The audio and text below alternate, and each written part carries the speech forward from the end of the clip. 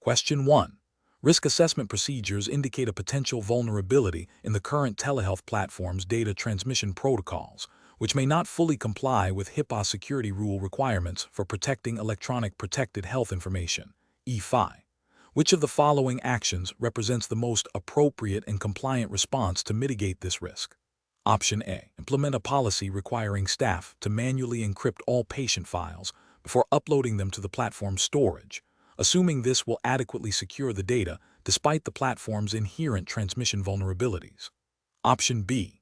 Immediately transition all telehealth services to a new platform that has undergone a thorough HIPAA compliance audit and offers end-to-end encryption for all data in transit and at rest, while also updating patient consent forms to reflect the new platform's privacy policies. Option C. Continue using the current platform, but instruct all staff to verbally remind patients at the beginning of each session that their information may not be fully encrypted, relying on patient understanding and acceptance of the risk. Option D. Advise patients to avoid discussing sensitive personal health information during telehealth sessions and to instead schedule in-person appointments for any critical discussions, effectively limiting the scope of telehealth services. Correct answer is B. Immediately transition all telehealth services to a new platform that has undergone a thorough HIPAA compliance audit and offers end-to-end encryption for all data in transit and at rest, while also updating patient consent forms to reflect the new platform's privacy policies. Explanation. Scenario analysis. This scenario presents a common challenge in telehealth, balancing the convenience of remote access with the stringent requirements of patient privacy and data security under HIPAA. The professional challenge lies in identifying and mitigating potential vulnerabilities that arise when protected health information, FI, is transmitted and stored outside of a traditional, controlled clinical environment. A telehealth coordinator must possess a deep understanding of HIPAA privacy and security rules to ensure patient trust and avoid significant legal and financial repercussions. Careful judgment is required to select the most appropriate technical and administrative safeguards. Correct approach analysis. The correct approach involves implementing a comprehensive strategy that addresses both the technical and administrative aspects of HIPAA compliance. This includes utilizing encrypted communication channels, ensuring secure patient portals for data exchange, and establishing clear policies and procedures for patient consent, data access, and breach notification. Specifically, the use of end-to-end encryption for all telehealth communications and data storage is paramount. This directly aligns with the HIPAA security rules requirement for appropriate technical safeguards to protect electronic PHI, EFI, from unauthorized access, use, or disclosure.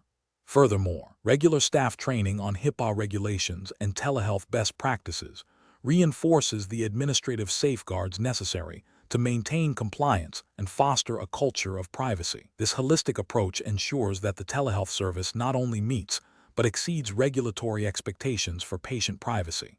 Incorrect approaches analysis. One incorrect approach involves relying solely on standard internet protocols without explicit encryption for transmitting patient information. This is a direct violation of the HIPAA security rule, which mandates technical safeguards to protect ePHI. Unencrypted data is highly susceptible to interception and unauthorized access, posing a significant privacy risk. Another incorrect approach is to assume that all third-party telehealth platforms are inherently HIPAA compliant without conducting due diligence. While many platforms offer HIPAA-compliant features, it is the responsibility of the covered entity, the healthcare provider, to ensure that the platform has a business associate agreement, BA, in place and that its security measures are adequate. Failure to verify this can lead to breaches and noncompliance. A third incorrect approach is to not obtain explicit patient consent for telehealth services, particularly regarding how their PHI will be handled and stored. HIPAA privacy rule requires covered entities to obtain patient authorization for certain uses and disclosures of PHI. In the context of telehealth, this includes informing patients about the technologies used, potential risks, and their rights regarding their data. Professional reasoning. When faced with a scenario involving telehealth and HIPAA compliance, a telehealth coordinator should first identify the specific types of PHI being handled and the methods of transmission and storage. The next step is to consult the HIPAA security rule and privacy rule to understand the applicable requirements for technical, physical, and administrative safeguards. This involves evaluating the chosen telehealth platform and any associated technologies for their ability to meet these standards, particularly regarding encryption and access controls. Crucially, the coordinator must ensure that appropriate business associate agreements are in place with any third-party vendors involved in storing or transmitting PHI. Finally, robust training programs for all staff involved in telehealth operations are essential to reinforce policies and procedures, ensuring consistent adherence to HIPAA regulations and ethical patient care standards. Question 2. Analysis of a scenario where a telehealth provider is preparing to conduct a remote consultation. The patient has indicated they are comfortable proceeding via video conference. The provider has sent a standard telehealth consent form via email for the patient to review and sign electronically prior to the appointment. During the video call, the provider briefly asks, "You received and signed the consent form, correct?" And the patient replies, "Yes." The provider then proceeds with the clinical assessment. What is the most appropriate next step for the provider to ensure truly informed consent in this telehealth setting? Option A. Actively engage the patient in a brief discussion to confirm their understanding of the key elements of the telehealth consent form, such as data privacy, security measures, and limitations of remote care, and offer an opportunity for further questions. Option B. Proceed with the clinical assessment, as the electronic signature on the consent form legally suffices as informed consent for the telehealth modality. Option C. Assume the patient's affirmative response to the consent form question indicates full comprehension and proceed with the consultation without further discussion. Option D. Send a follow-up email with a link to a recorded video explaining telehealth consent and ask the patient to watch it after the appointment. The correct answer is A. Actively engage the patient in a brief discussion to confirm their understanding of the key elements of the telehealth consent form, such as data privacy, security measures, and limitations of remote care, and offer an opportunity for further questions. Explanation. This scenario presents a common challenge in telehealth, ensuring truly informed consent when the patient's understanding is not fully verifiable due to the remote nature of the interaction. The professional must balance the patient's right to autonomy with the provider's responsibility to ensure comprehension of risks, benefits, and alternatives, especially concerning data privacy and security inherent in telehealth. The correct approach prioritizes active verification of understanding. This involves not just presenting information, but engaging the patient in a dialogue to confirm their comprehension. This aligns with the core principles of informed consent, which require that the patient not only receives information, but also understands it and voluntarily agrees. In the context of telehealth, this means proactively addressing potential misunderstandings related to technology, data handling, and the limitations of remote care. This approach upholds regulatory requirements for patient rights and ethical standards of care by ensuring the patient's decision is truly informed and autonomous. An incorrect approach would be to assume understanding based on the patient's verbal affirmation alone. This fails to account for potential barriers to comprehension, such as technical difficulties, language differences, or cognitive impairments that might not be immediately apparent. Ethically, this breaches the duty of care by not adequately ensuring the patient's understanding. Regulationally, it could be seen as a failure to meet the standards for obtaining valid consent, potentially leading to legal repercussions and patient harm. Another incorrect approach would be to rely solely on a pre-recorded video or a written document without subsequent interactive discussion. While these can supplement information delivery, they do not guarantee comprehension. The patient may not ask clarifying questions or may not fully grasp the implications of the information presented. This approach neglects the interactive and dialogical nature of informed consent, which is crucial for ensuring patient autonomy and understanding, particularly in a telehealth setting where nonverbal cues are limited. A further incorrect approach would be to proceed with treatment without obtaining explicit consent for the telehealth modality itself, focusing only on the clinical procedure. This overlooks the unique aspects of telehealth, such as the use of technology, potential for data breaches, and differences in emergency response compared to in-person care. Informed consent in telehealth must encompass the method of delivery as well as the clinical intervention. Failure to do so is a regulatory and ethical lapse, as it does not fully inform the patient of the context of their care. The professional decision-making process should involve a structured approach. First, clearly and concisely explain the telehealth process, including its benefits, risks, and limitations. Second, actively solicit questions and provide clear, understandable answers. Third, use teach-back methods or ask open-ended questions to confirm the patient's understanding of key aspects, such as data security, privacy, and emergency protocols. Finally, document the informed consent process thoroughly, noting the information provided, the patient's comprehension, and their voluntary agreement. Question 3. Process analysis reveals a patient with a private insurance plan is scheduled for a telehealth consultation. The telehealth coordinator is aware that private insurers have varying policies regarding telehealth reimbursement, and these policies can differ based on the service, the provider type, and the specific plan. To ensure accurate billing and patient financial clarity, what is the most appropriate immediate action for the telehealth coordinator to take regarding insurance coverage for this telehealth service? Option A. Assume coverage based on general knowledge of private insurance trends in telehealth reimbursement. Option B. Advise the patient to contact their insurance company directly to inquire about their telehealth benefits.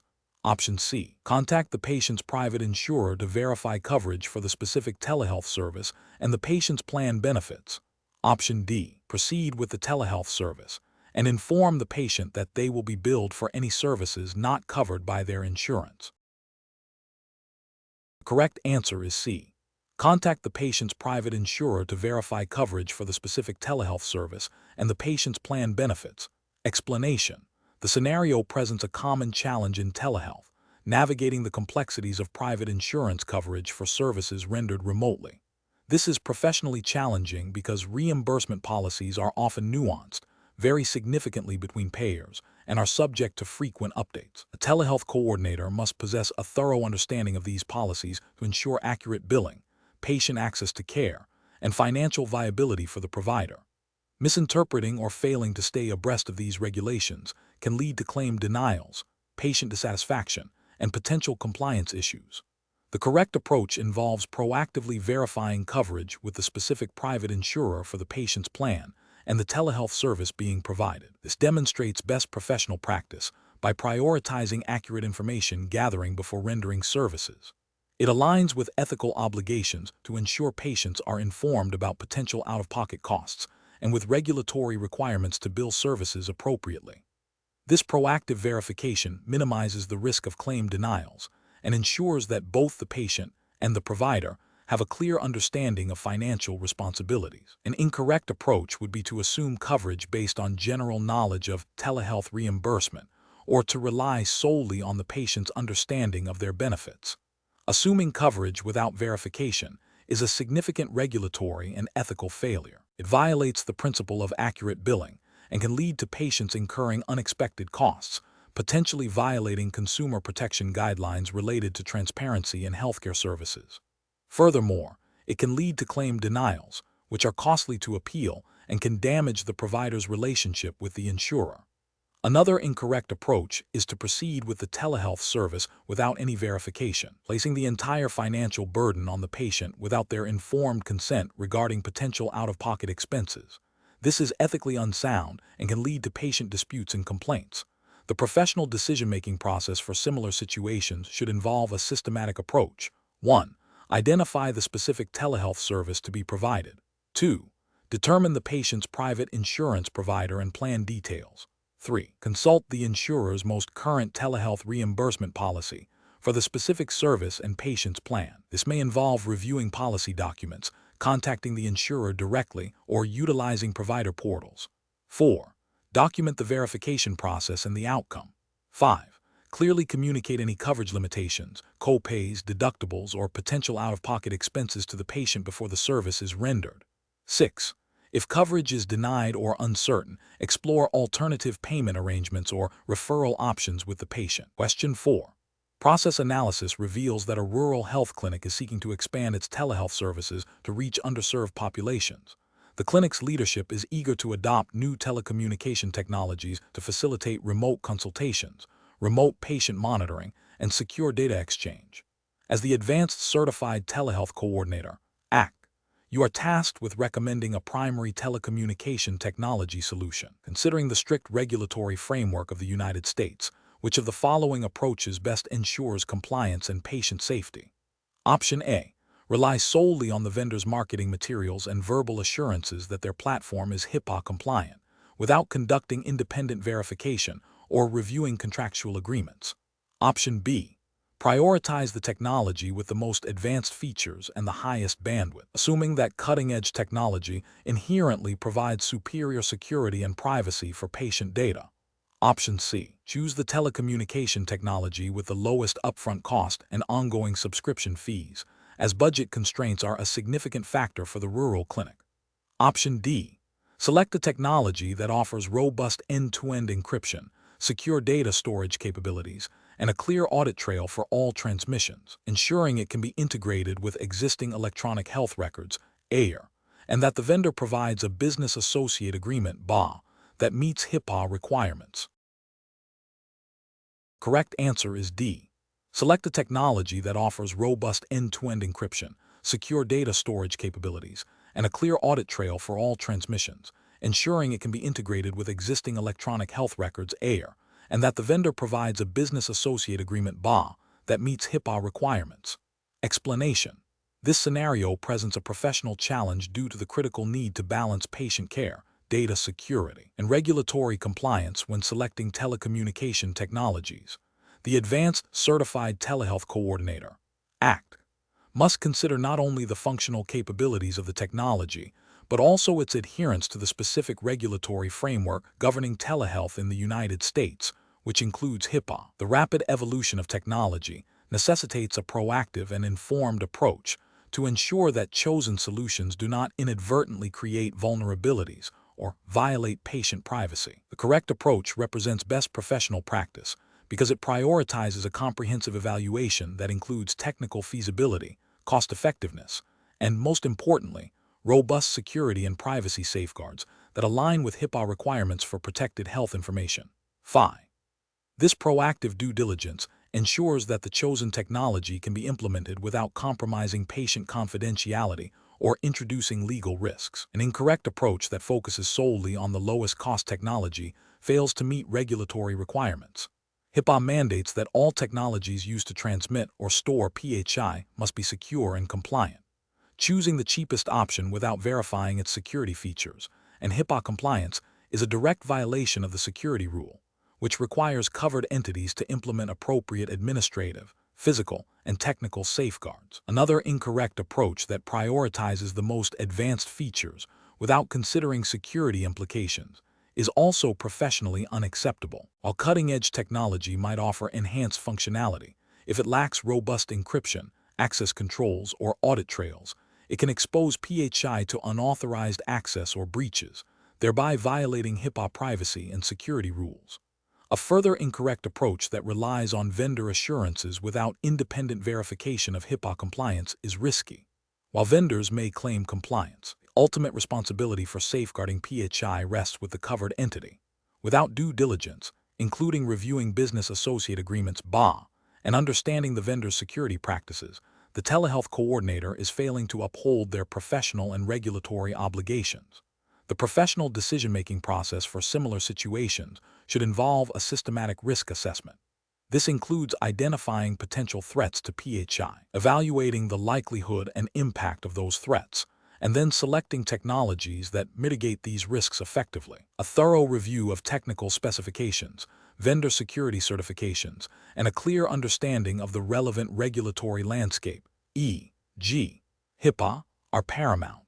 Collaboration with IT security professionals and legal counsel is also advisable to ensure comprehensive compliance. Question 5. Research into the optimal delivery of care for a patient presenting with a new, concerning rash that requires visual inspection and interactive discussion about symptoms and potential triggers, considering the need for timely assessment and diagnosis, leads a telehealth coordinator to evaluate different telehealth service types. Option A.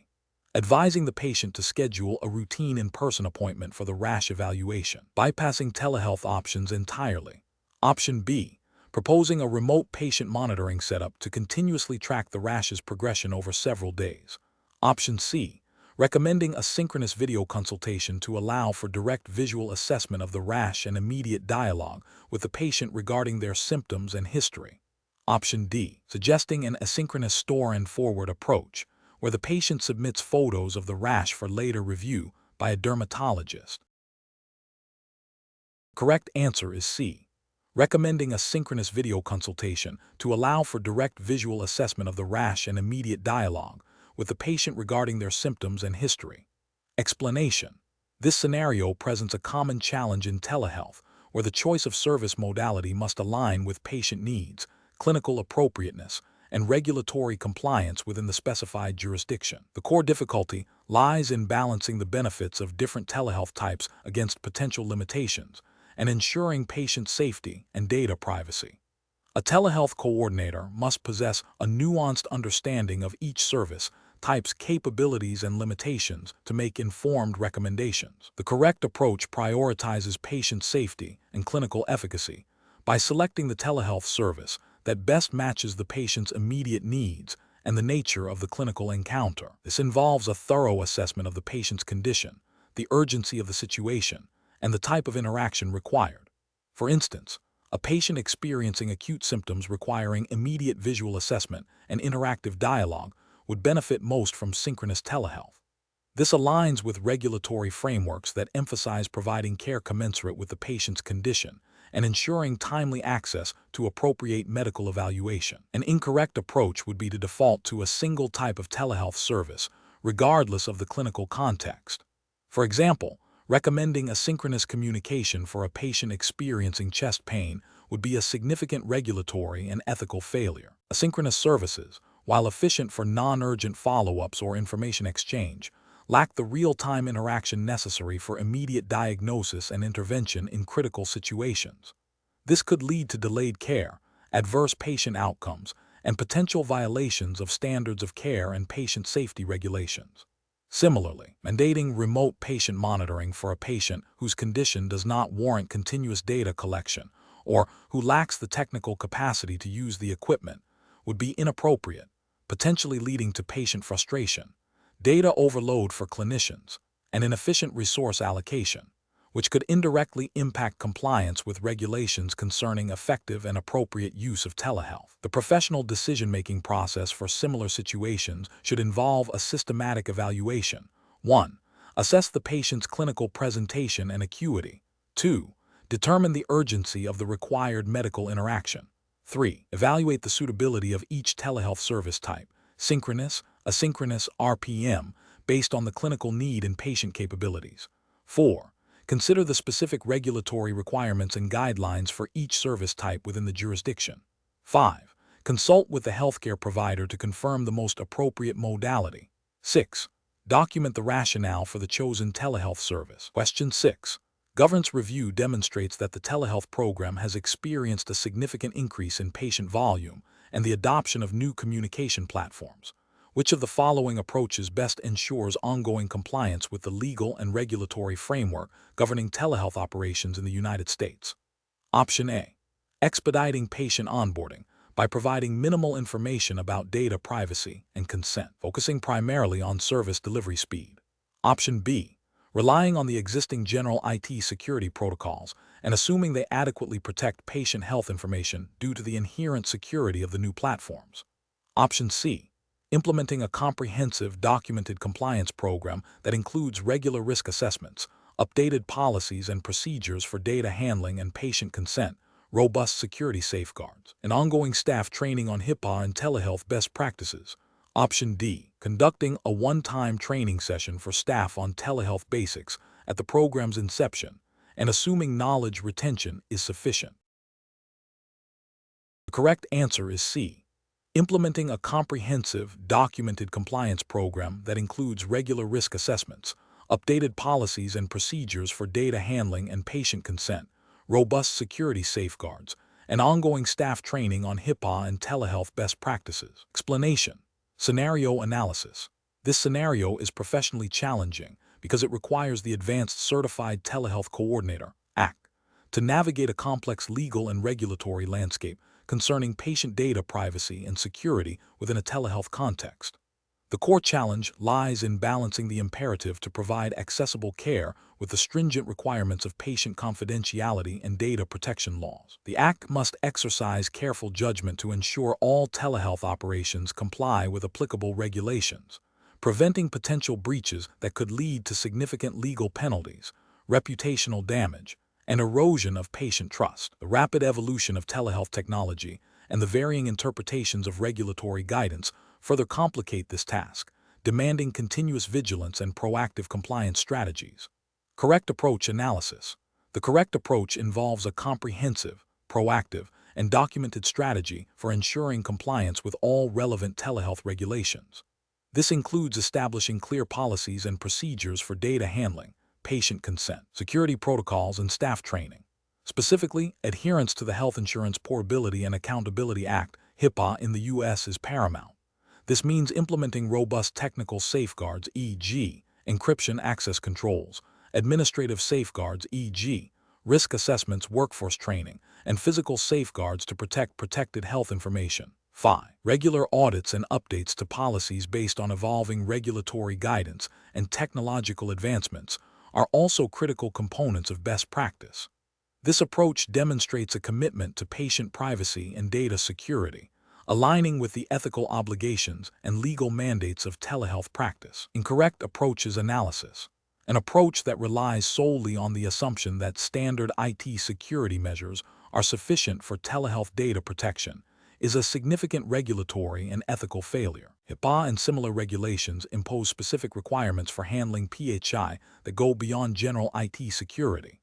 This failure risks unauthorized access, disclosure, or alteration of sensitive patient information, leading to HIPAA violations and potential fines. Another incorrect approach is to prioritize convenience or speed of service over obtaining explicit, informed patient consent for telehealth services and data collection. Regulations mandate that patients understand the nature of telehealth, its limitations, and how their data will be used and protected. Bypassing or inadequately obtaining consent violates patient autonomy and privacy rights, constituting a clear ethical and legal breach. Finally, an approach that neglects regular staff training on telehealth regulations and data security protocols is also a failure. Human error is a common cause of data breaches. Without ongoing education, staff may inadvertently compromise patient data through mishandling of information, weak password practices, or falling victim to phishing attacks. This lack of training represents a failure to implement necessary administrative safeguards and a disregard for the ethical duty to protect patient information. Professional reasoning. Professionals in telehealth must adopt a risk-based, compliance-first mindset. This involves 1. Understanding the specific legal and regulatory framework applicable to their practice, e.g., HIPAA in the U.S. 2. Conducting thorough risk assessments to identify potential vulnerabilities in telehealth operations. 3. Developing and implementing comprehensive policies and procedures that address data privacy, security, patient consent, and emergency protocols. 4. Ensuring all staff receive regular, role-specific training on these policies and relevant regulations.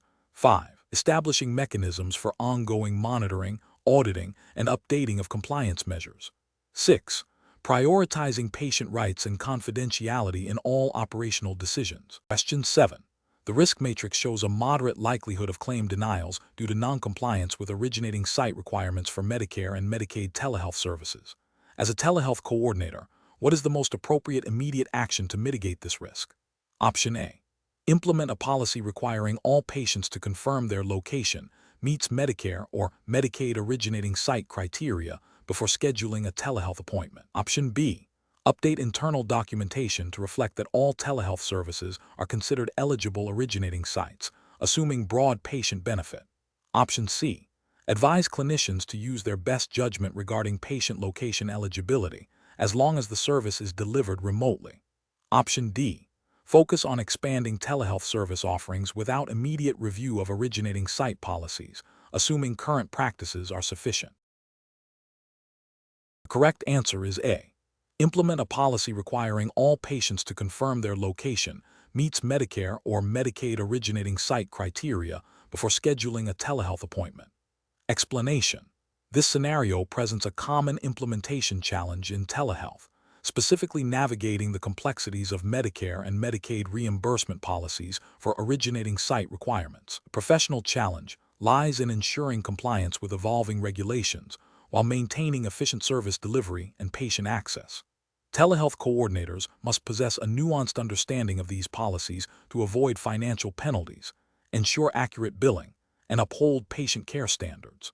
The correct approach prioritizes understanding and adhering to the specific originating site requirements as defined by Medicare and Medicaid. This involves verifying that the patient's location meets the criteria for telehealth services, which often includes being in a rural area or a designated health professional shortage area, and that the service is not being provided in a hospital inpatient setting or a skilled nursing facility unless specific exceptions apply. This meticulous attention to detail ensures that the telehealth encounter is billable under Medicare and Medicaid, preventing claim denials and potential audits.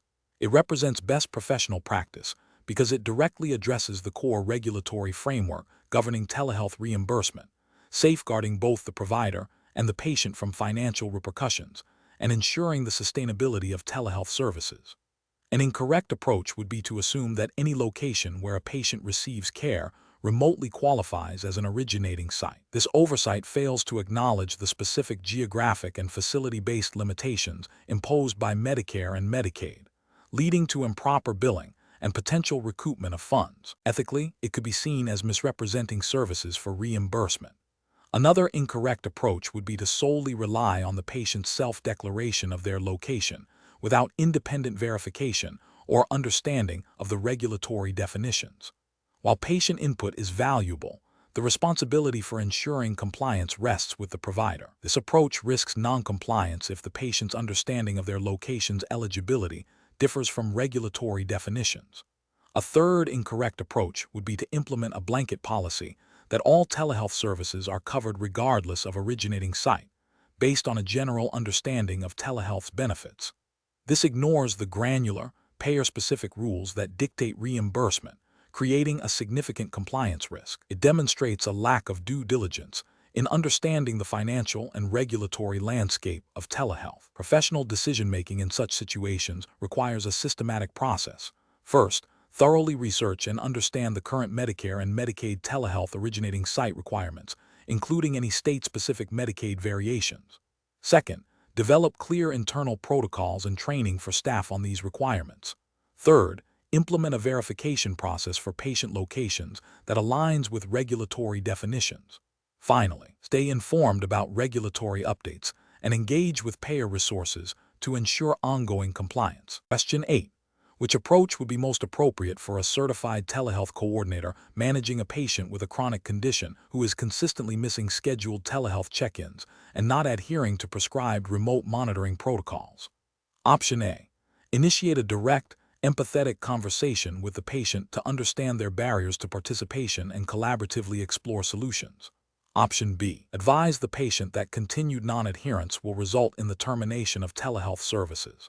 Option C. Recommend the patient purchase a new, more advanced remote monitoring device that is easier to use. Option D.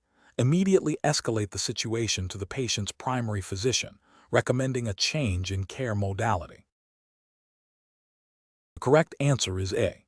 Initiate a direct, empathetic conversation with the patient to understand their barriers to participation and collaboratively explore solutions. Explanation. This scenario presents a common challenge in telehealth management of chronic conditions, balancing patient autonomy and engagement with the need for consistent, evidence-based care and regulatory compliance. The professional challenge lies in identifying the most effective and compliant strategy to support a patient who is struggling with adherence to a telehealth-delivered chronic condition management plan. Careful judgment is required to avoid overstepping boundaries, ensure patient safety, and maintain the integrity of the telehealth service. The correct approach represents best professional practice because it prioritizes a collaborative and patient-centered strategy. By initiating a direct, empathetic conversation to understand the patient's barriers, the telehealth coordinator demonstrates respect for the patient's experience and empowers them to be an active participant in their care. This aligns with telehealth regulations that emphasize patient consent, privacy, and the provision of quality care tailored to individual needs. Furthermore, it adheres to ethical principles of beneficence and non-maleficence by seeking to address the root cause of non-adherence rather than simply enforcing compliance. This approach also facilitates data collection on patient challenges, which can inform future care plan adjustments and service improvements, a key aspect of effective telehealth program management. An incorrect approach that focuses solely on escalating to a physician, without attempting to understand the patient's perspective, fails to leverage the telehealth coordinator's role in patient support and engagement. This could be seen as a failure to provide comprehensive care coordination, potentially violating guidelines that expect proactive problem-solving at the coordinator level. It also risks alienating the patient by bypassing direct communication and support. Another incorrect approach that involves immediately discontinuing telehealth services without exploring alternatives or understanding the patient's reasons for non-adherence is premature and potentially harmful. This could violate regulations requiring reasonable efforts to ensure continuity of care and patient well-being. It also misses an opportunity to identify systemic issues or individual patient needs that could be addressed through modified telehealth strategies or additional support. A third incorrect approach that involves mandating specific technological solutions without assessing the patient's comfort or ability to use them overlooks the importance of digital literacy and accessibility in telehealth. This could lead to further patient disengagement and potentially violate principles of equitable access to care. It also fails to address the underlying reasons for non-adherence, which may not be technology-related. The professional decision-making process for similar situations should involve a tiered approach. First, direct, empathetic communication to understand the patient's challenges. Second, collaborative problem-solving to identify and implement appropriate interventions. And third, escalation to other healthcare professionals or modification of the care plan only when necessary and in consultation with the patient. This process ensures that patient needs are met, regulatory requirements are satisfied, and the telehealth service remains effective and patient-centered. Question 9. The review process indicates that a new telehealth platform is being considered for patient consultations. To ensure regulatory compliance and protect patient privacy, what is the most critical initial step the Advanced Certified Telehealth Coordinator, ACT, must take regarding this platform?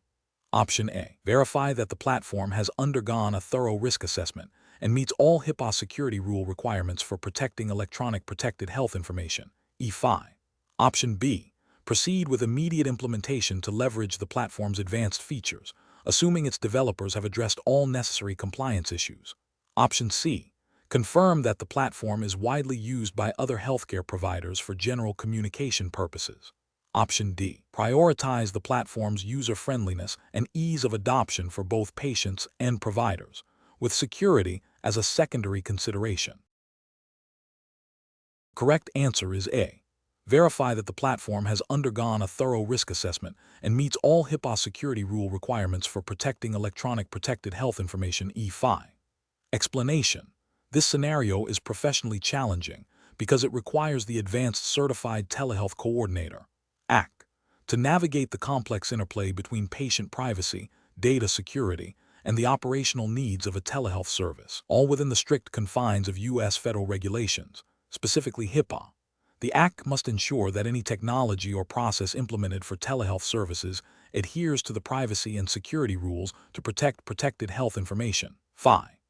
The correct approach represents best professional practice because it prioritizes a comprehensive risk assessment and the implementation of appropriate safeguards before deploying any new telehealth technology. This aligns directly with the HIPAA security rules requirement for covered entities to conduct a thorough risk analysis to identify potential vulnerabilities to the confidentiality, integrity, and availability of electronic PHI E5.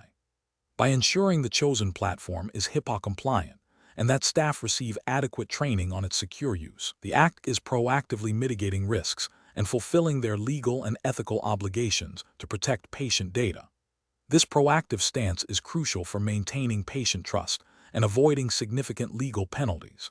An incorrect approach that involves deploying a platform without verifying its HIPAA compliance is a direct violation of the security rule. This failure to conduct a risk assessment and implement necessary safeguards exposes PHI to unauthorized access, use, or disclosure, leading to potential breaches. Another incorrect approach, focusing solely on the convenience of a widely used consumer application without considering its security architecture, ignores the specific requirements for handling PHI.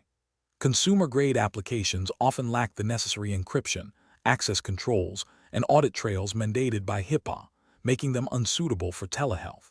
Finally, an approach that delays staff training on secure telehealth practices, even if the platform is compliant, creates a significant vulnerability.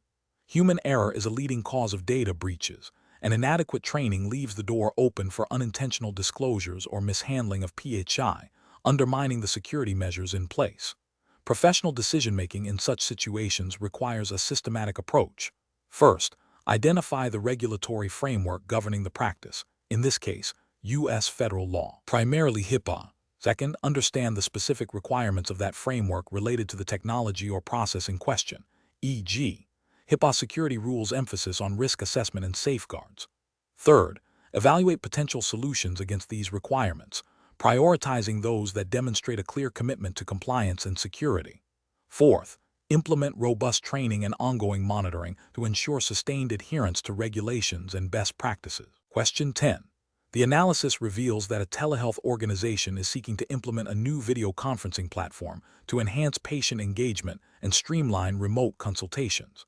The primary objective is to optimize the process of selecting a platform that meets both operational needs and stringent U.S. telehealth regulatory requirements. Which of the following approaches best aligns with this objective?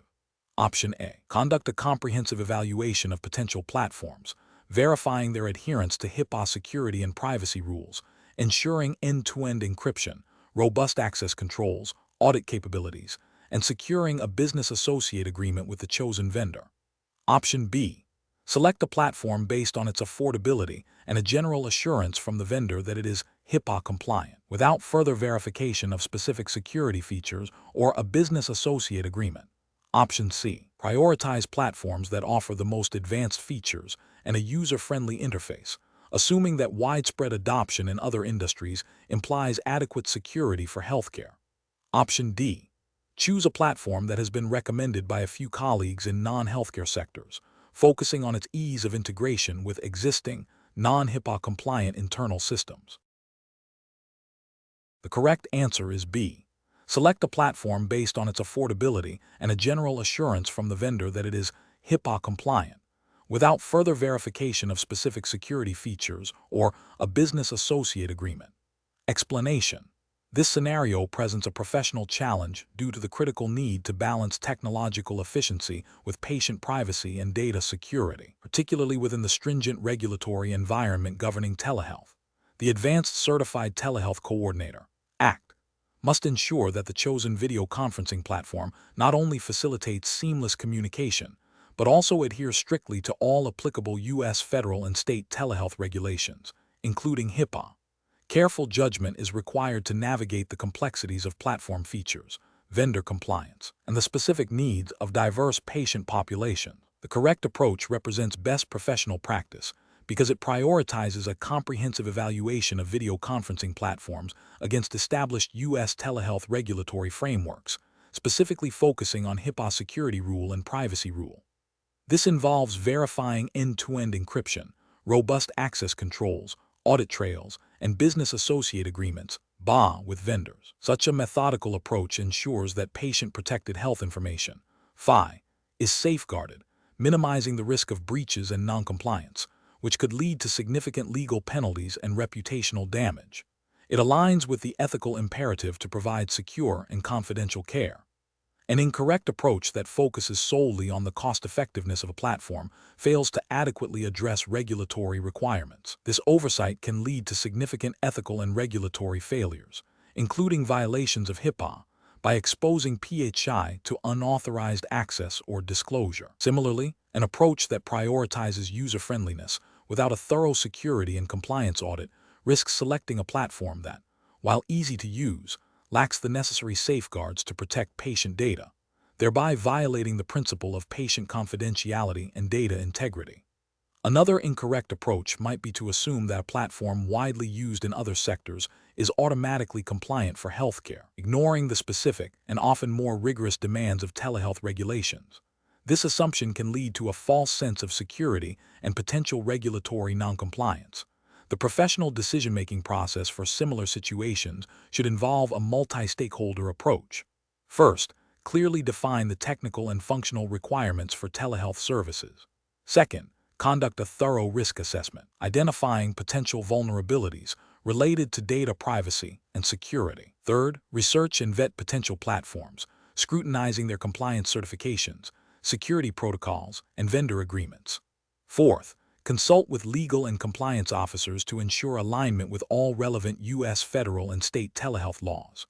Finally, implement a pilot program to test the chosen platform's functionality and security in a controlled environment before full deployment, with ongoing monitoring and periodic reevaluation. Question 11. System analysis indicates that a multi-state healthcare system is implementing a new telehealth platform designed to facilitate seamless interoperability and health information exchange across its various facilities and with external healthcare providers. As the Advanced Certified Telehealth Coordinator, you are tasked with ensuring this initiative aligns with all applicable federal regulations. Which of the following considerations is the absolute priority when evaluating the interoperability and health information exchange capabilities of this new platform? Option A. The platform's cost-effectiveness and the potential for return on investment through increased operational efficiency and reduced administrative burden. Option B. The platform's user-friendliness for both healthcare providers and patients, and its capacity to enhance patient engagement in their care. Option C. The platform's ability to integrate with a wide range of electronic health record (EHR) systems and facilitate real-time data sharing for improved care coordination. Option D. The platform's adherence to the Health Insurance Portability and Accountability Act, HIPAA, privacy and security rules, ensuring the protection of protected health information, FI, during all exchange activities. Correct answer is C. The platform's ability to integrate with a wide range of electronic health record (EHR) systems and facilitate real-time data sharing for improved care coordination. Explanation. Scenario analysis. This scenario is professionally challenging because it requires balancing the immediate need for patient care with the complex and evolving regulatory landscape of health information exchange, HI, and interoperability. Telehealth coordinators must navigate the technical capabilities of systems, the privacy and security mandates of regulations, and the diverse needs of various stakeholders, including patients, providers, and payers. Ensuring seamless and secure data flow without compromising patient confidentiality or violating legal requirements is paramount. Correct approach analysis. The correct approach prioritizes adherence to the Health Insurance Portability and Accountability Act, HIPAA, privacy and security rules, which are the foundational regulations governing protected health information, FI, in the United States. Specifically, it focuses on ensuring that any interoperability solution or health information exchange mechanism is designed and implemented in a manner that safeguards PHI from unauthorized access, use, or disclosure. This includes employing robust security measures, obtaining necessary patient consents where applicable, and ensuring that data exchange partners are also compliant with HIPAA. This approach represents best professional practice because it directly addresses the legal and ethical obligations of a telehealth coordinator to protect patient privacy and data security, which are core tenets of telehealth practice under U.S. federal law. Incorrect approach is analysis. An approach that focuses solely on the technical ease of data integration without a thorough assessment of HIPAA compliance risks is professionally unacceptable. This failure stems from a disregard for the legal mandate to protect PHI, potentially leading to breaches and significant penalties. It overlooks the critical requirement that all health information exchanges must be conducted in a secure and compliant manner. Another incorrect approach is to prioritize vendor recommendations or market trends over regulatory requirements. While vendor capabilities are important, they must align with and support compliance with HIPAA. Relying solely on vendor assurances without independent verification of their adherence to privacy and security standards is a significant ethical and regulatory failure, as it outsources the responsibility for compliance without due diligence. Finally, an approach that assumes all patient data is freely shareable once a telehealth encounter has occurred, without considering the specific consent requirements or the limitations imposed by HIPAA for different types of disclosures, is also professionally unacceptable. This demonstrates a misunderstanding of the nuanced rules surrounding PHI, particularly concerning secondary uses or disclosures beyond direct treatment, payment, or healthcare operations, and can lead to unauthorized disclosures. Professional reasoning. Telehealth coordinators must adopt a risk-based, compliance-first approach, This involves understanding the specific regulatory requirements, in this case HIPAA, assessing the technical and operational implications of interoperability solutions, and ensuring that patient privacy and data security are integrated into every stage of planning and implementation. A robust decision-making process includes 1. Identifying all applicable regulations, HIPAA state laws. 2. Evaluating the technical capabilities of systems against these regulations. 3. Assessing the security posture of any third-party HIE vendors. 4. Developing clear policies and procedures for data exchange. 5. Providing ongoing training to staff on privacy and security protocols. 6. Regularly auditing and updating systems and policies to maintain compliance. Question 12. The control framework reveals a scenario where a patient requests a prescription refill via a telehealth consultation and reports experiencing new, concerning symptoms that were not present during their last in-person visit. As the telehealth coordinator, what is the most appropriate initial action to ensure patient safety and adherence to clinical guidelines? Option A. Proceed with the prescription refill as requested, advising the patient to schedule a follow-up appointment if symptoms persist. Option B. Facilitate a thorough clinical assessment of the new symptoms by the prescribing clinician during the telehealth consultation before making a decision on the refill. Option C. Immediately terminate the telehealth consultation and instruct the patient to visit an emergency department. Option D. Approve the prescription refill and document the patient's report of new symptoms for the clinician to review at a later date. The correct answer is A. Proceed with the prescription refill as requested, advising the patient to schedule a follow-up appointment if symptoms persist. Explanation. The control framework reveals a scenario where a telehealth coordinator must assess the risks associated with a patient's request for a prescription refill via a telehealth consultation, particularly when the patient reports experiencing new, potentially serious symptoms. This situation is professionally challenging because it requires balancing the convenience and accessibility of telehealth with the paramount duty of patient safety and the need for accurate clinical assessment. The coordinator must exercise careful judgment to ensure that the telehealth consultation adequately addresses the patient's evolving health status without compromising the quality of care or introducing undue risk. The correct approach involves prioritizing a thorough clinical assessment of the new symptoms before proceeding with the prescription refill. This aligns with established clinical guidelines for telehealth consultations, which mandate that the modality must be appropriate for the patient's condition, and that the provider must be able to gather sufficient information to make a safe and effective clinical decision. In this case, the new symptoms could indicate a worsening of the underlying condition or a new, unrelated issue that requires immediate in-person evaluation or a more comprehensive telehealth examination than initially planned. This approach upholds the ethical principle of beneficence, acting in the patient's best interest, and non-maleficence, avoiding harm, by ensuring that the patient receives the appropriate level of care. It also adheres to regulatory frameworks that require telehealth services to meet the same standards of care as in-person services. An incorrect approach would be to automatically approve the prescription refill without adequately addressing the new symptoms. This fails to meet the standard of care because it prioritizes expediency over clinical necessity. It poses a significant risk of harm to the patient by potentially masking or delaying treatment for a serious condition. Ethically, this violates the duty of care and could lead to adverse patient outcomes. Regulatory frameworks would likely deem this a failure to provide appropriate medical assessment and management, potentially leading to disciplinary action. Another incorrect approach would be to dismiss the new symptoms as minor and proceed with the refill, assuming they are unrelated to the reason for the refill. This demonstrates a lack of clinical diligence and a failure to perform a comprehensive risk assessment. The coordinator is not qualified to make such a clinical judgment. That responsibility lies with the prescribing clinician.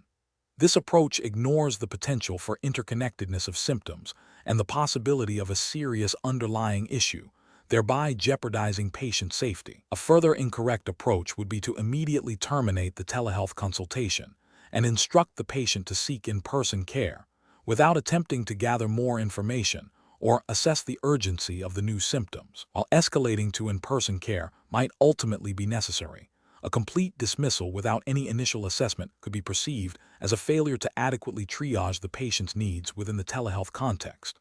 The coordinator should facilitate the appropriate next steps, which might involve a more in-depth telehealth assessment by the clinician or a direct referral to in-person care, depending on the initial assessment of symptom severity. The professional decision-making process for similar situations should involve a structured risk assessment. First, identify the patient's presenting concern, prescription refill request, and any new information, new symptoms. Second, assess the potential severity and implications of the new symptoms based on available information and established clinical protocols for telehealth. Third, determine if the telehealth modality is appropriate for the current clinical picture. Fourth, consult with the prescribing clinician or appropriate medical personnel to ensure a comprehensive assessment and safe management plan. Finally, document all assessments, decisions, and actions taken. Question 13. During the evaluation of a new telehealth program aimed at expanding access to mental health services, which approach best aligns with the principles of patient-centered care and regulatory compliance within the specified jurisdiction. Option A. Conducting a thorough review of evidence-based telehealth best practices, assessing the clinical suitability of remote delivery for specific mental health conditions, verifying compliance with all relevant state and federal telehealth regulations, and ensuring robust protocols for patient safety and escalation to in-person care when necessary. Option B. Focusing solely on the technological capabilities of the platform, assuming that advanced features automatically translate to effective and compliant patient care. Option C. Implementing telehealth services broadly for all mental health needs, focusing primarily on patient requests for convenience, without a detailed assessment of clinical appropriateness for each condition. Option D. Prioritizing the adoption of telehealth services that demonstrate significant cost savings, assuming that increased access inherently leads to better outcomes. The correct answer is D. Prioritizing the adoption of telehealth services that demonstrate significant cost savings, assuming that increased access inherently leads to better outcomes. Explanation. This scenario is professionally challenging because it requires a nuanced understanding of how telehealth, while offering significant advantages, must be integrated into existing healthcare delivery models without compromising patient safety, regulatory compliance, or established ethical standards.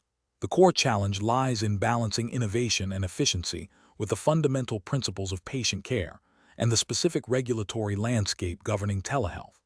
The correct approach represents best professional practice because it prioritizes a comprehensive, evidence-based evaluation that considers both the benefits and limitations of telehealth in comparison to traditional methods. This involves a systematic assessment of clinical appropriateness, patient suitability, technological infrastructure, and regulatory adherence.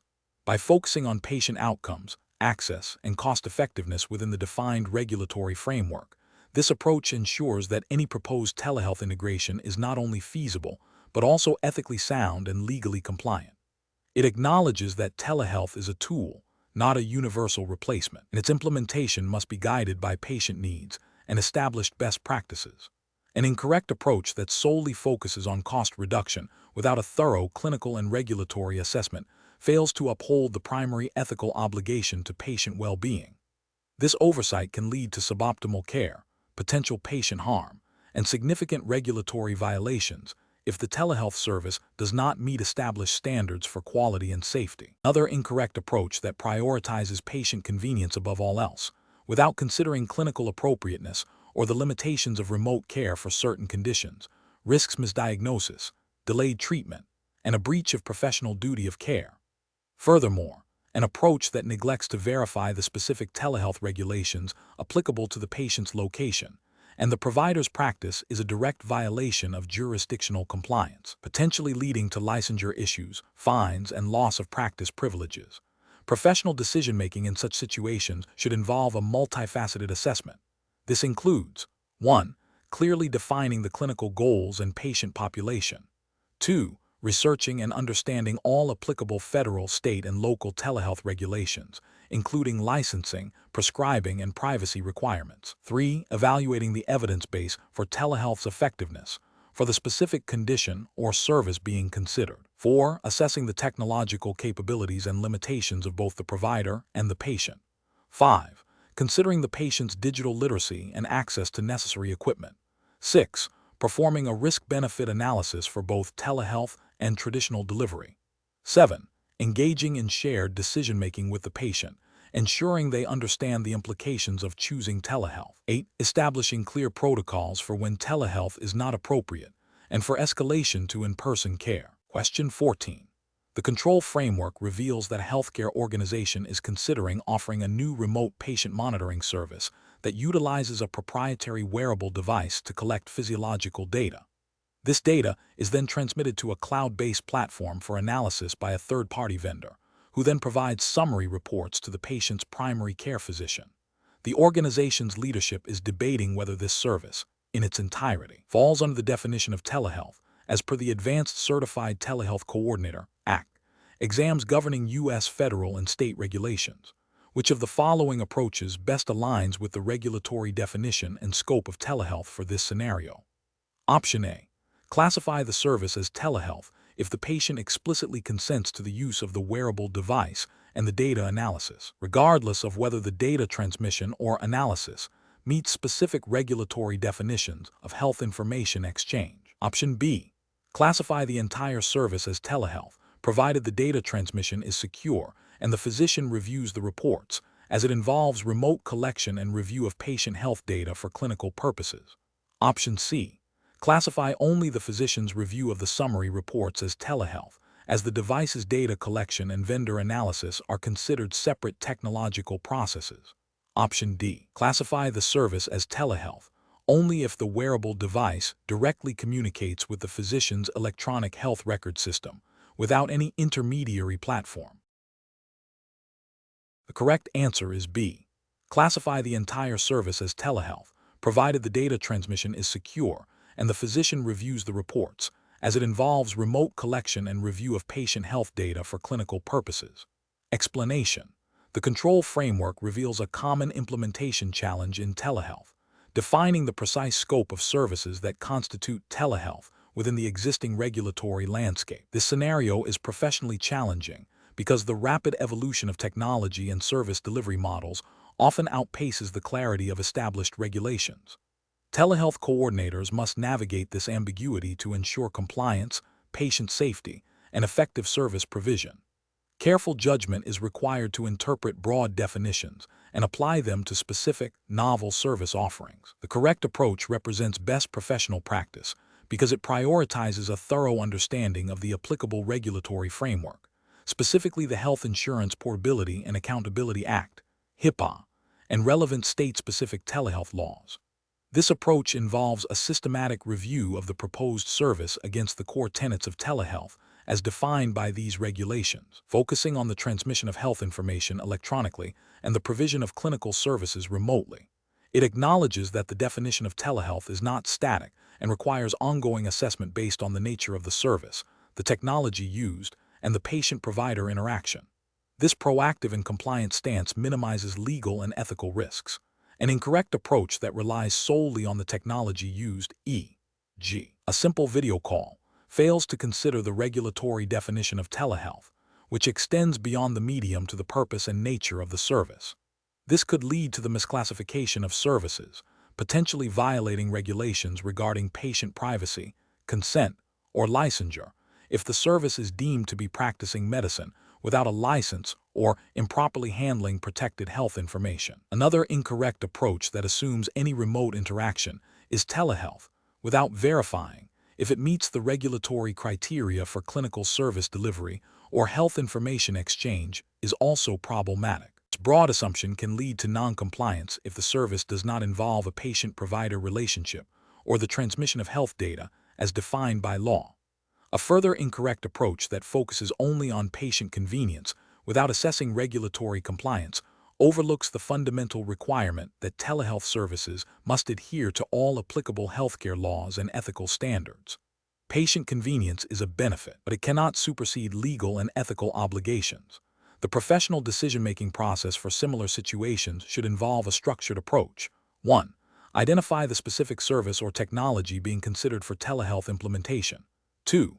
Consult the primary regulatory documents governing telehealth in the relevant jurisdiction, e.g., HIPAA, state telehealth statutes, professional licensing board guidelines. 3. Analyze how the proposed service aligns with the statutory and regulatory definitions of telehealth, paying close attention to requirements for patient-provider interaction, transmission of health information, and the nature of clinical services provided. 4. If ambiguity exists, seek clarification from legal counsel or regulatory bodies. 5. Document the decision-making process and the rationale for classifying or not classifying a service as telehealth. 6. Continuously monitor for updates in regulations and best practices. Question 15. Strategic planning requires a robust framework for addressing technical support and troubleshooting in telehealth.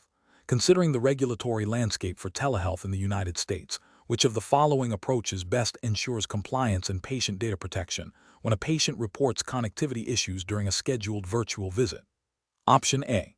Advise the patient to restart their device and router, and if the issue persists, reschedule the appointment for a later time, documenting the troubleshooting steps taken.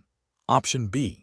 Initiate remote access to the patient's device immediately to diagnose and resolve the connectivity issue, ensuring the connection is encrypted and documenting the access post-resolution.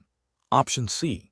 Guide the patient through a series of self-troubleshooting steps, and if unsuccessful, escalate to a specialized IT team that will contact the patient directly to schedule a remote session.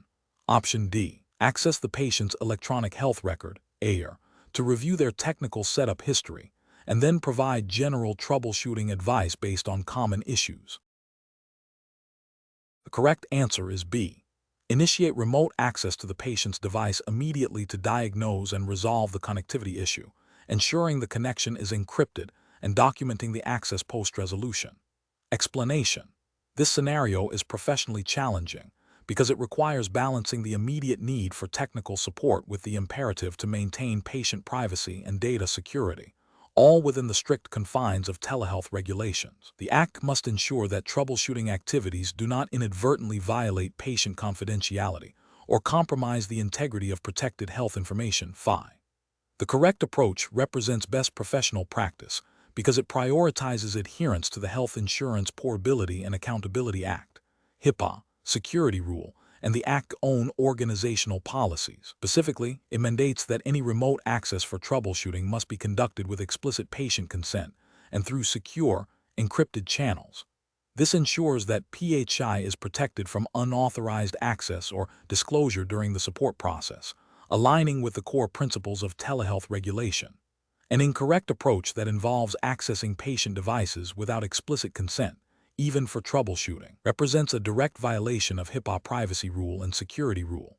This failure to obtain consent and ensure secure access can lead to unauthorized disclosure of PHI, resulting in significant legal penalties, reputational damage, and a breach of patient trust.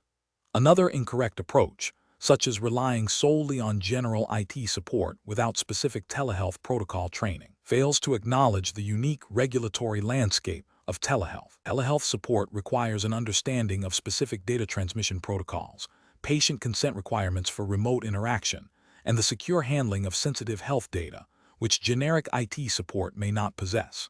This oversight can lead to inadvertent regulatory noncompliance. A third incorrect approach, delaying support until a formal, lengthy incident report is filed, while important for documentation, can negatively impact patient care and satisfaction. While documentation is crucial, the immediate need for technical assistance in a telehealth setting, especially if it impedes a scheduled appointment, requires a more agile, yet still compliant, response. The professional decision-making process should involve a rapid assessment of the urgency, a clear understanding of the regulatory requirements for remote access and data handling, and the application of established, secure troubleshooting protocols. This involves empowering the Act to make informed decisions that balance patient needs with regulatory obligations. Question 16. Regulatory review indicates that a healthcare organization is considering implementing a new remote patient monitoring platform. To ensure compliance with U.S. federal telehealth regulations, which of the following approaches to assessing the platform's suitability is most critical? Option A. A comprehensive evaluation of the platform's data encryption capabilities, access control mechanisms, audit logging features, and the vendor's commitment to signing a business associate agreement (BA) that fully addresses HIPAA requirements.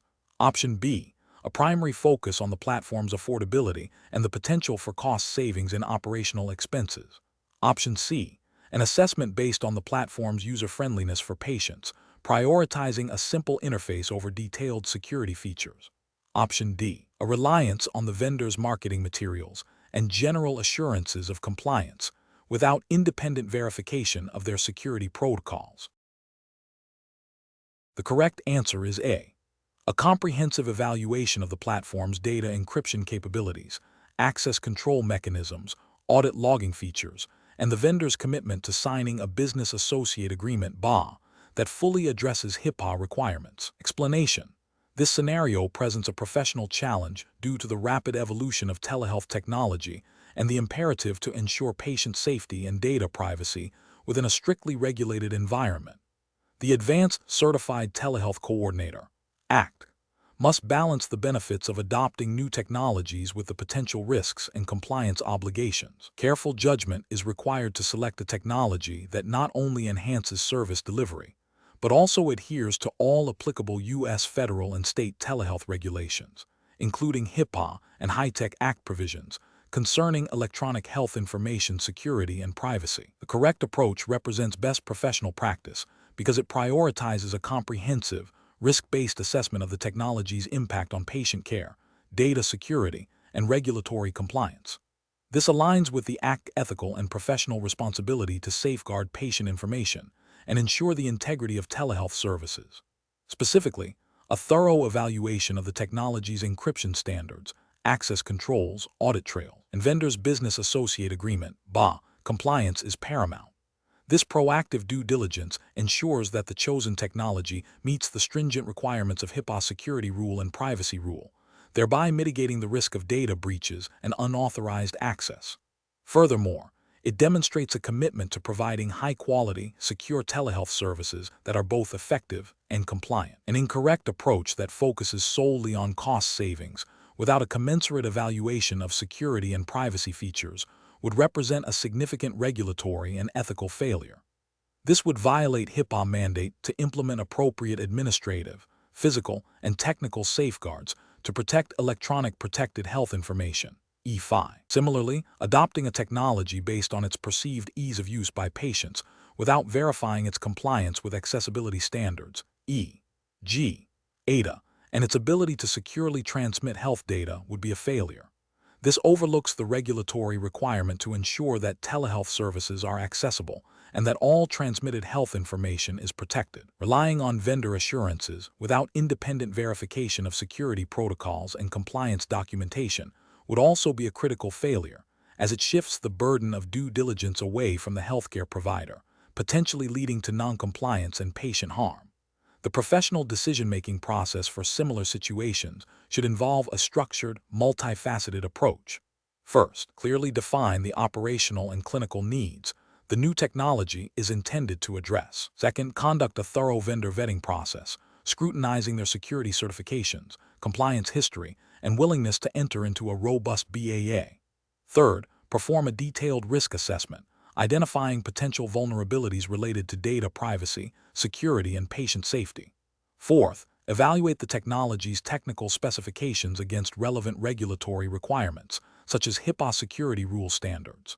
Fifth, consider the user experience for both patients and providers, ensuring accessibility and ease of use without compromising security. Finally, document the entire evaluation process and the rationale for the final decision to ensure accountability and facilitate future reviews. Question 17. Stakeholder feedback indicates that some telehealth coordinators are inconsistently assessing the urgency of patient-reported symptoms during remote triage. Considering the regulatory framework for telehealth practice, which of the following approaches best ensures patient safety and adherence to professional standards when a patient reports experiencing a new, persistent cough and mild shortness of breath? Option A. Rely solely on the patient's description of mild, shortness of breath, and persistent cough to determine that the situation is not urgent and can be managed with general advice on rest and hydration. Option B. Advise the patient to schedule an in-person appointment with their primary care physician within the next 48 hours, as any respiratory symptoms require direct physical examination. Option C. Immediately transfer the patient to an emergency department without further assessment, as any report of shortness of breath warrants emergency intervention. Option D. Initiate a detailed symptom inquiry using a standardized telehealth triage protocol, asking clarifying questions about duration, severity, associated symptoms, and any contributing factors, while also assessing for red flag symptoms that necessitate immediate in-person evaluation or emergency services. The correct answer is D. Initiate a detailed symptom inquiry using a standardized telehealth triage protocol, asking clarifying questions about duration, severity, associated symptoms, and any contributing factors, while also assessing for red flag symptoms that necessitate immediate in-person evaluation or emergency services. Explanation. This scenario presents a professional challenge due to the inherent complexities of telehealth patient assessment and triage, particularly when dealing with potentially urgent situations that may not be immediately apparent through remote modalities. The need for careful judgment stems from the responsibility to ensure patient safety and provide timely, appropriate care while adhering to established telehealth protocols and regulatory frameworks. The core challenge lies in balancing the efficiency of telehealth with the thoroughness required for accurate clinical assessment and risk stratification. The correct approach represents best professional practice because it prioritizes a systematic, evidence-based triage process that is specifically adapted for the telehealth environment. This involves utilizing validated telehealth assessment tools, actively seeking clarification from the patient, and employing clinical judgment to determine the urgency of the situation. Adherence to established telehealth guidelines, such as those likely outlined by the Advanced Certified Telehealth Coordinator (ACT) curriculum, ensures that the assessment is comprehensive and that appropriate next steps are taken, whether that involves further remote consultation, referral to in-person care, or emergency services. This approach aligns with the ethical imperative to provide competent care and the regulatory requirement to practice within the scope of telehealth services. An incorrect approach that relies solely on patient self-reporting without further probing or objective data collection fails to meet the standard of care. This is a regulatory and ethical failure because it increases the risk of misdiagnosis or delayed treatment, potentially leading to adverse patient outcomes.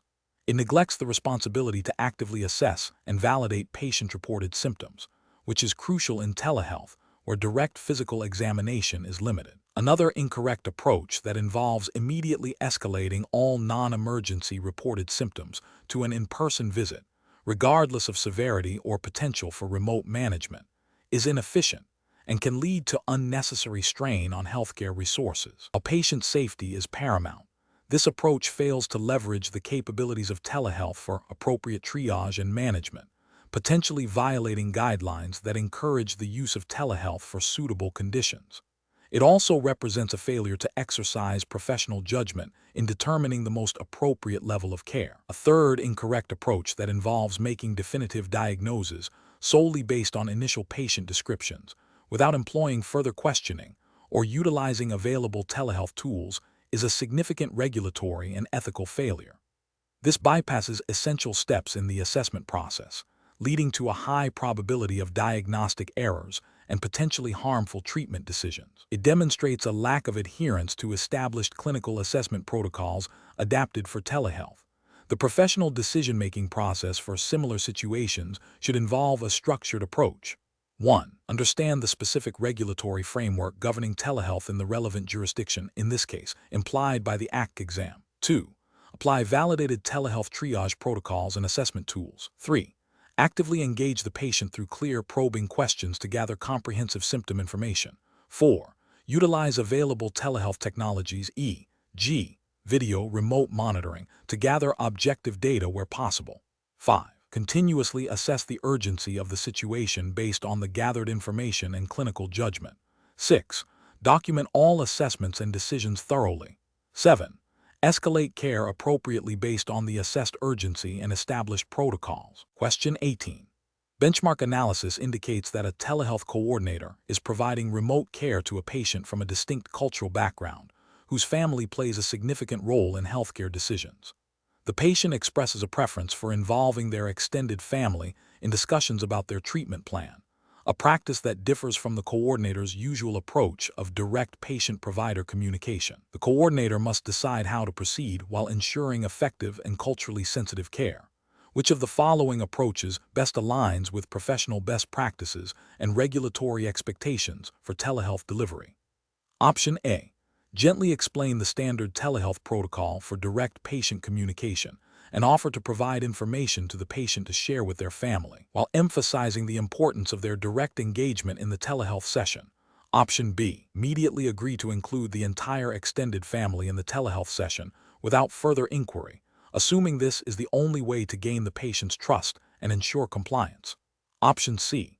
Insist on direct communication with the patient only, citing the need for privacy and efficiency in telehealth sessions, and inform the patient that family involvement is not permissible under the current service guidelines.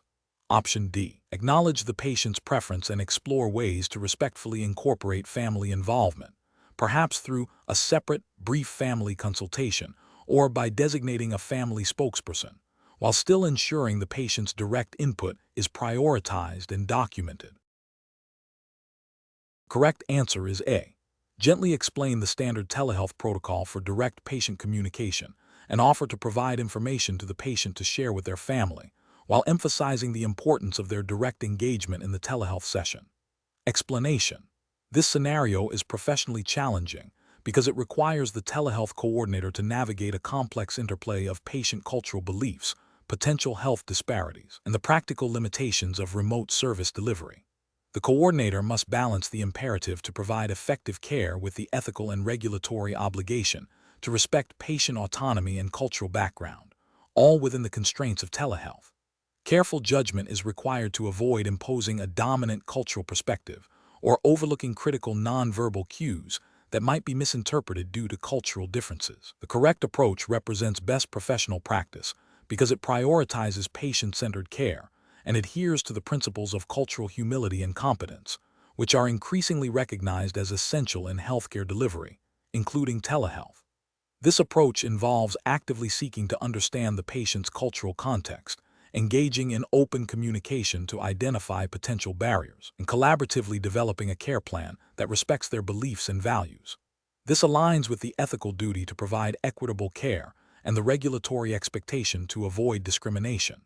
An incorrect approach that relies solely on standardized protocols without considering cultural nuances fails to acknowledge the diversity of patient experiences and can lead to miscommunication, reduced patient engagement, and ultimately, suboptimal health outcomes. This approach risks violating ethical principles of respect for persons and may inadvertently perpetuate health disparities. Another incorrect approach that dismisses the patient's cultural concerns as irrelevant or a barrier to care is ethically indefensible. It demonstrates a lack of cultural competence and disrespects patient autonomy, potentially leading to a breakdown in the therapeutic relationship and non-adherence to treatment.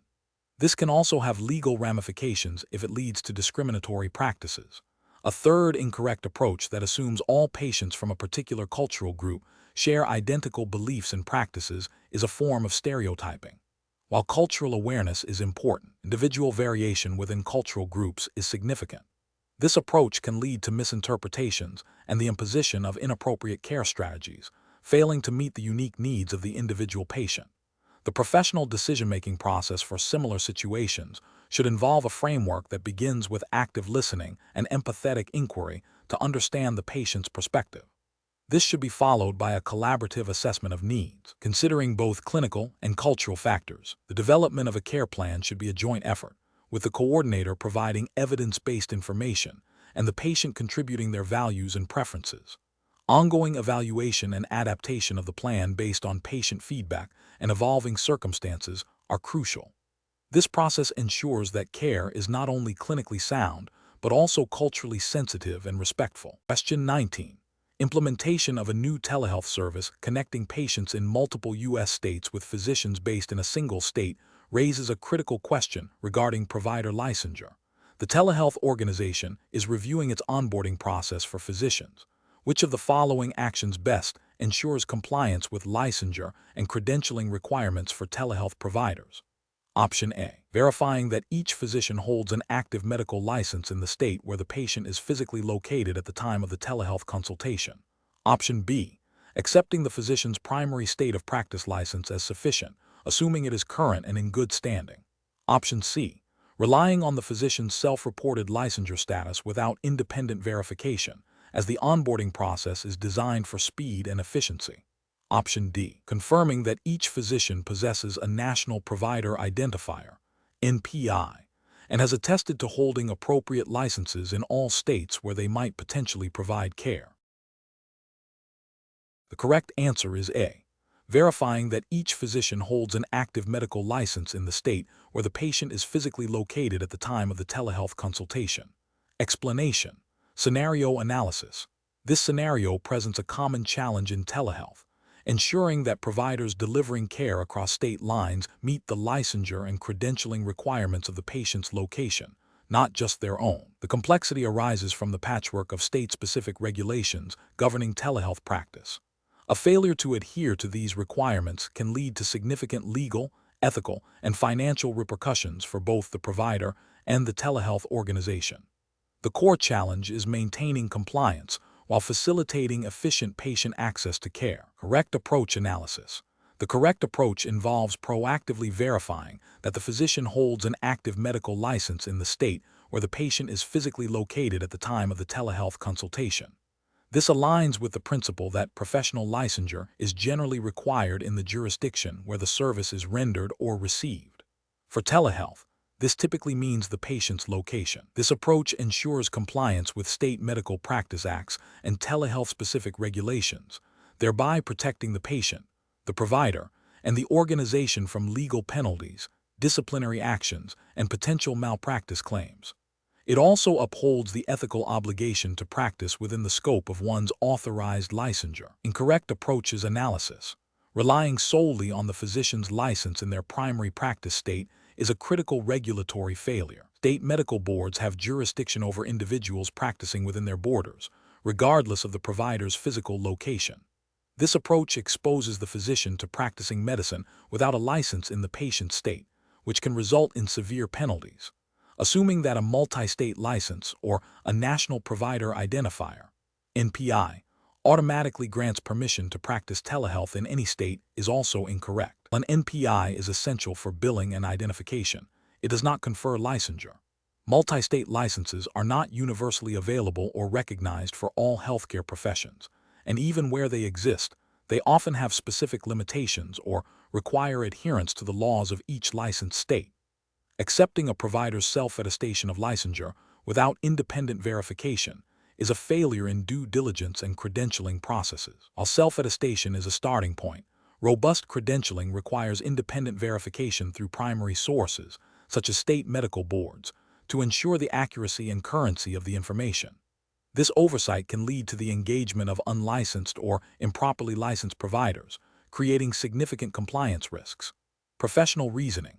Professionals in telehealth must adopt a risk-based approach to licensure and credentialing. This involves establishing clear policies and procedures that mandate the verification of provider licensure in the patient's state of residence for every telehealth encounter. Utilizing credentialing software or services that automate this verification process can be highly effective. Furthermore, ongoing monitoring of license status is crucial, as licenses can expire, be suspended, or revoked. A proactive and diligent approach to licensure verification is not merely a regulatory requirement, but a fundamental aspect of patient safety and professional integrity in the telehealth landscape. Question 20. Benchmark analysis indicates that a patient with a private insurance plan is requesting a telehealth consultation for a condition that has historically been covered via in-person visits. The Act is aware that some telehealth services have expanded coverage due to recent legislative changes, but the specifics for this particular plan and service are unclear. What is the most appropriate course of action for the Act to ensure proper billing and patient financial understanding? Option A. Contact the patient's insurance provider to confirm coverage for the specific telehealth service and modality, inquire about any pre-authorization requirements, and understand the patient's estimated financial responsibility. Option B. Inform the patient that telehealth coverage is too variable and recommend they schedule an in-person visit instead. Option C. Advise the patient to submit the claim directly to their insurance company after the telehealth consultation is completed.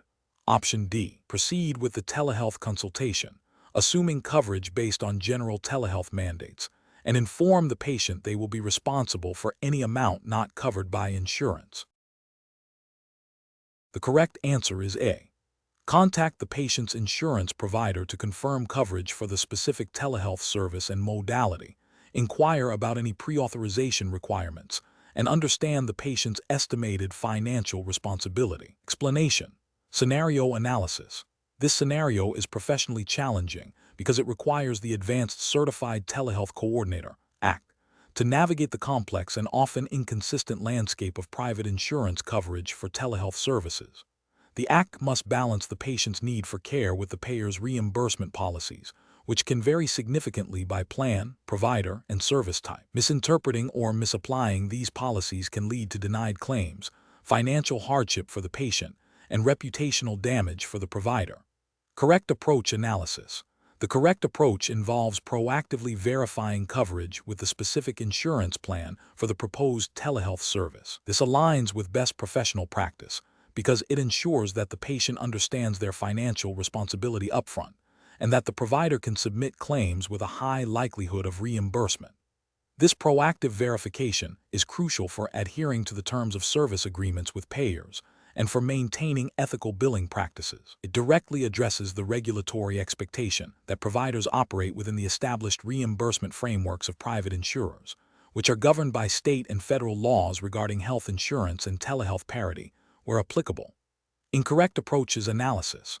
One incorrect approach is assuming coverage based on general telehealth mandates or previous successful claims for different services. This is a regulatory failure because it ignores the specific terms and conditions of the patient's individual insurance plan, which may have exclusions or limitations for certain telehealth modalities or services. It also poses an ethical risk by potentially misleading the patient about their financial obligations.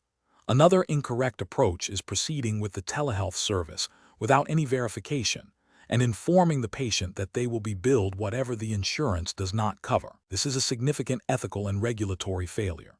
Ethically, it places an undue burden on the patient and fails to provide transparent cost information.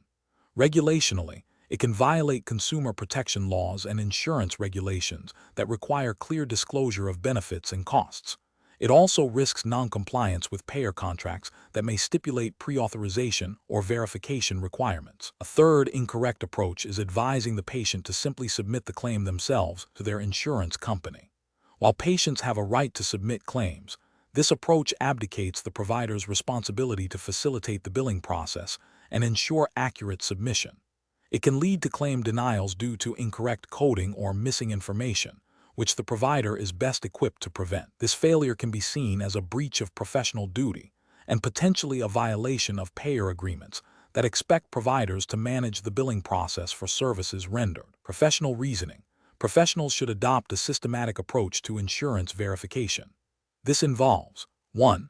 Identifying the patient's specific insurance plan and policy number. 2.